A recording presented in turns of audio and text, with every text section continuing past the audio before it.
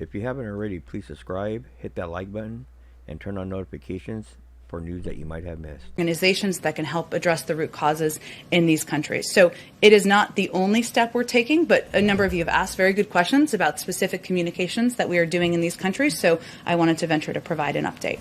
Go ahead. Now that the public is seeing some of the images, because the congressional delegation provided some photos and descriptions about what they witnessed. Children who are frightened and crying, overcrowded conditions. Now that the public has seen that, is that not a crisis? And what conditions or situations, what metrics would have to be in place for the administration to call it that? Well, children presenting at our border who are fleeing violence, who are fleeing prosecution, who are fleeing terrible situations is not a crisis.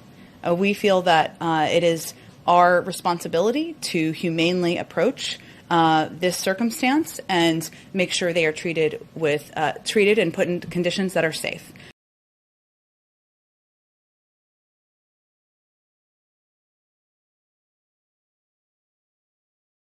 I will say that these photos show what we've long been saying, which is that these Border Patrol facilities are not places made for children.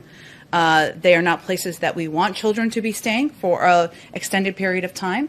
Our alternative is to send children back on this treacherous journey. That is not, in our view, the right choice to make. And so our focus now is on solutions and putting in place policies, including expediting processing at the border, opening up additional facilities, something that you've seen developments on over the past several days, and there'll be certainly more on, restarting our Central American Minors Program, which was stopped in 2017. Thousands of kids should be eligible to apply for that, so they're not making this journey.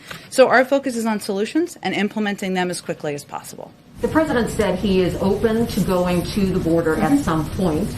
Do you have any sense if during this current situation he would consider it valuable to go there, see for himself the conditions, talk to people on the ground? Is that something we should expect?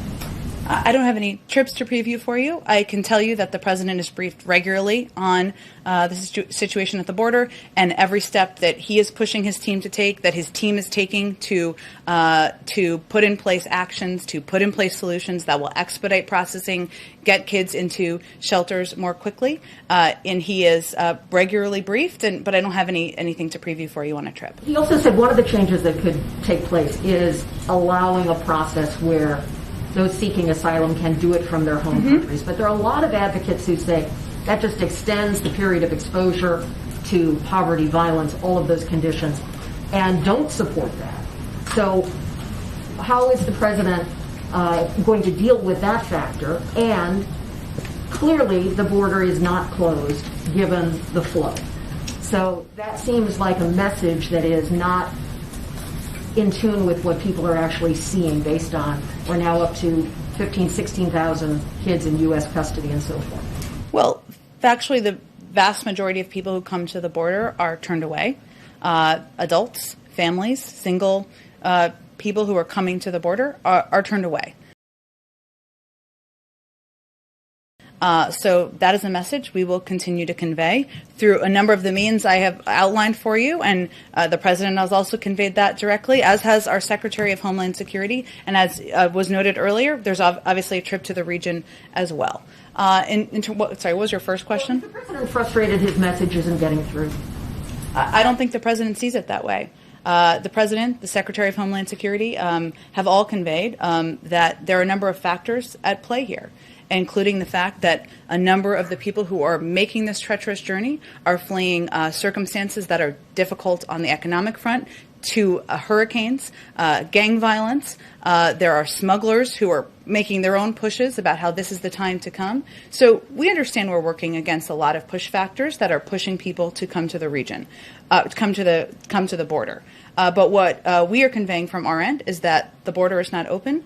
The majority of people are turned away. And we are, as we're talking about children here, and with children, our focus is on expediting the processing at the border and ensuring they can get to shelters as quickly as possible. Go ahead, Peter. Thank you, Jen. So now that Border Patrol agents in the Rio Grande Valley Share, like, and subscribe.